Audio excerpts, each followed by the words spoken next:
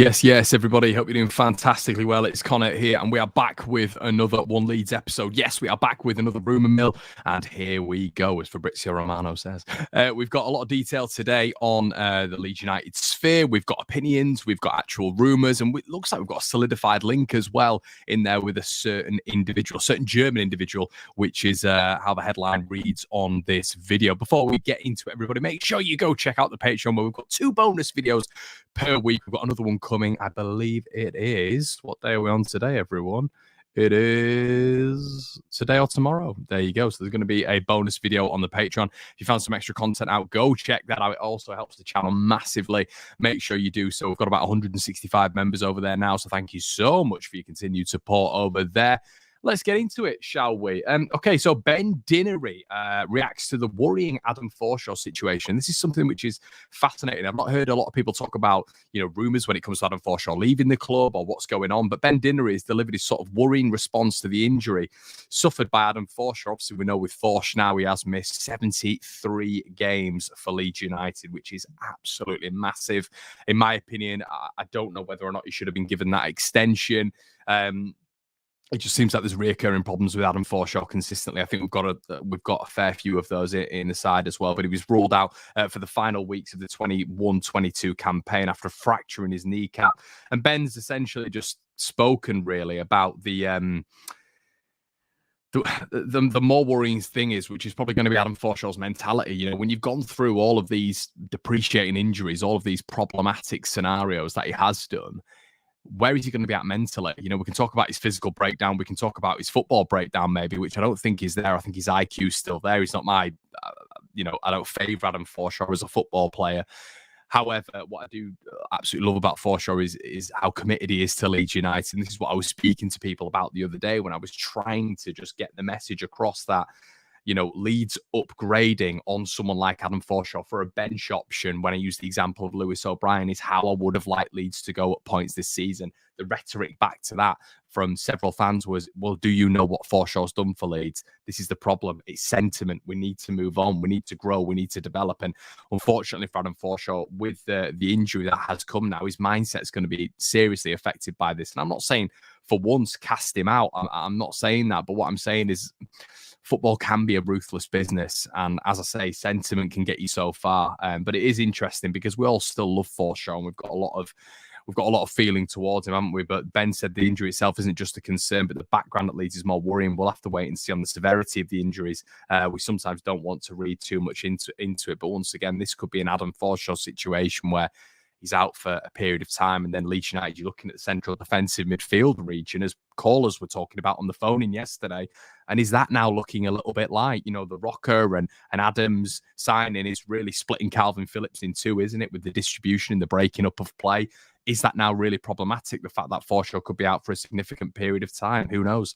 According to journalist Philippe Max, believes that the Italian side, AC Milan, are a better option for Charles de Ketelaere than Leeds United. He was talking about Leeds' position last year, the fact that AC Milan have won Serie A, the fact that they've got Champions League football, and at this moment in time, obviously, the Italian side are looking to secure that transfer. Looks like it's going to be signed, sealed, and delivered. He's yours for 35 million quid. So we'll have to wait and see on that one. But it's interesting how key journalists are discussing the move to Ellen Road as being one of those where, it won't be that advantageous for de Ketelaere. I'm not sure it'd be a poor move for him. He's a Premier League player. And if I'm Victor Orta, I'm just using the Rafinha example every single time. Every single time I'm using the Rafinha example, and I'm saying, look, this is what he did. This is what happened with Rafinha. We bought him in for this fee. Showed himself on the Premier League stage for 1 year, and look where he's at now. He's got his dream club. So I do think it is a platform, the Premier League. Leeds United are a massive draw, of course they are, but I do think when you compare Leeds United with and without Marcelo Bielsa, in my opinion, the profile of the club is definitely lessened. Now, listen, I know we're a huge club, of course we are, but in the modern era, Leeds United have been down in the doldrums for about 16 years now. So that's where we are. That's where the modern era sees Leeds United as a breakthrough side into the Premier League, who are trying to solidify their their position in the Premier League for the near and long-term future. So, you know, when you're getting Charles the Kettler, who's 21 years of age, probably won't know a lot about Leeds United's history. As I said, 16 years in the doldrums, really. He'll probably know about Marcelo Bielsa, but AC Milan have been, you know, I mean, they've not been a great club recently, but they are still, you know, top 5 Serie A and have been top 5 Serie A for the past, 25, 30 years. And including in that is Champions League finals, Champions League wins, obviously, you know, Scudetto wins as well. So listen, AC Milan are a bigger profile, unfortunately, and that's where Leeds will always struggle against clubs like that. But I think when you look at the targets that we've had, when we've had Cody Gakpo, when we've had Charles de Ketelaere, when we've had players like this, Mo Kamara, who allegedly, all of these players, according to several really in-the-know reporters, have said that these were Leeds' primary attributes, signings, sorry. These were the targets, I should say, you know, going into the summer window. And we know that because there's been confirmation everywhere. So that's something to consider. I think it's always great that Leeds are going for these players, but there has to be a dose of realism as well. It's like, what do you do really? You know, I'd understand when Leeds finished 9th, was going for these sorts of players, but when you finish 17th, is it a step too far doing things like that? You know, but then again, you do look at the Sinisterra signing and you think to yourself, well, that's a top quality addition as well.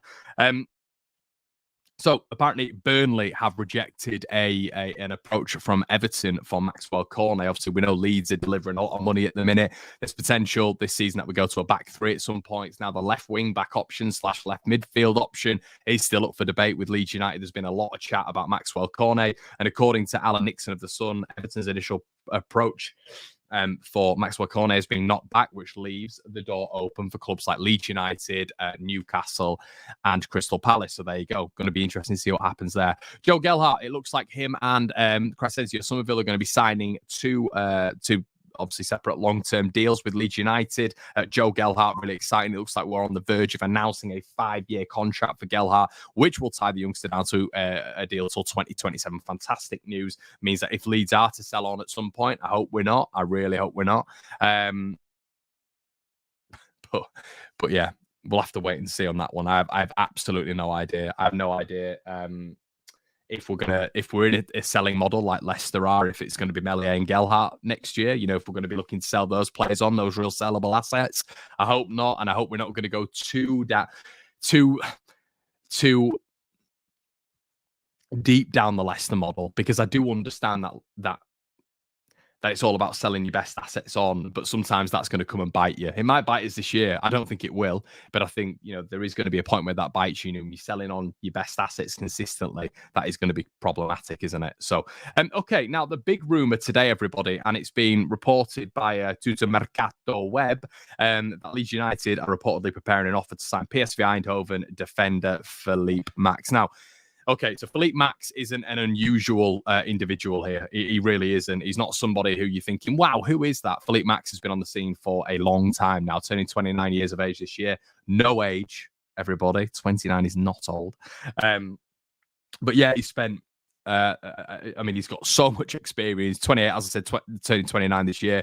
He's had 150 appearances in the Bundesliga for Schalke and Augsburg, was very, very good at Augsburg, has recently moved to PSV, where if you listen to the PSV reaction in comparison to what the PSV reaction was when they lost Sinisterra was unbelievable for PSV. Philippe Max is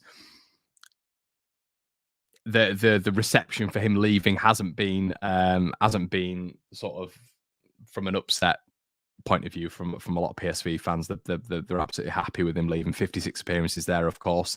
Now, I would describe Philippe Max from, listen, this is just basic knowledge, and I will do a deep delve, which will go onto the Patreon account, I'm sure.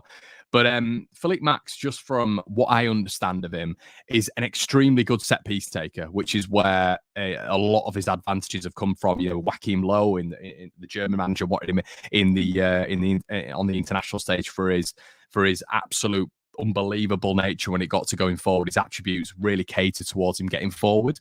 And I think that's why Joachim Low really wanted him in the side. Obviously made 3 appearances for the German national side.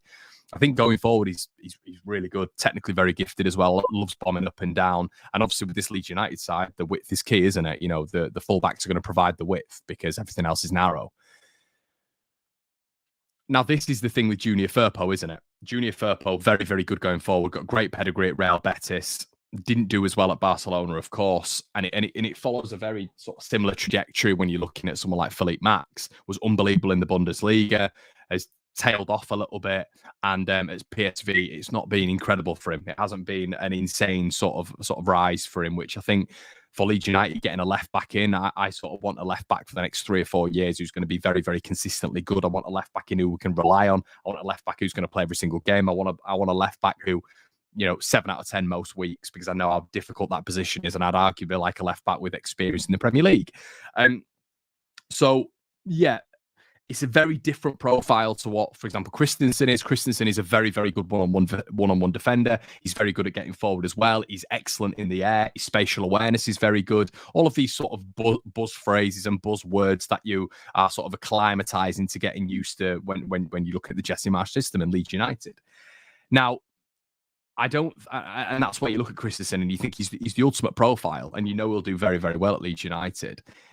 I do look at Philippe Max and I see weaknesses. I see defensive weaknesses. I see going forward very, very good. I see him as definitely an upgrade on Junior Firpo, which is good. I always said at the start of the window, if we're going to get upgrades on individuals, then that's fantastic. That's what I'm looking for. That's what happens when you build. He is definitely not the left back that I would be looking at. No chance. And I know you guys will be like, oh, Charlie Taylor. You can take Charlie Taylor out of it. We can substitute some other left backs in there. I would be looking at a different profile to what he is. Systematically, I can see why we'd go for him, because he has played in a 4-3-2 system before. But his attributes are very, very different to what I would want, especially when you're looking defensively for a left back, in my opinion. So, yeah, I mean, when I'm talking about that as well, everybody, I'm talking about when you look at Philippe Max, it's the athleticism, the physical prowess. He's not a strong defender at all. His recovery speed is all right. He's all right. You're going to get caught out in this system. We've spoken before about the press. When you're pressing into action in certain areas, you're going to get exposed when other teams do bypass that press. Now, if you bypass the press, that's when you need a really good recovery rate when it comes to speed. So, that on the turn, I'm not 100% sure he's absolutely rapid, which you need for fullbacks. That quick agility over 5-10 yards. So it's going to be interesting to see what happens there. This one does make sense, though. 4-3-2 system, cheap, and someone who is going to compete with Junior Firpo. Although, I know I've spoken about Charlie Taylor before, but I did think they would maybe go down the younger route. Alvaro Fernandez at Manchester United was spoken about, of course. A couple of others as well. So I did think they'd go down the young route, maybe a low need to come in, because obviously Jesse Marsch clearly favours Junior Firpo.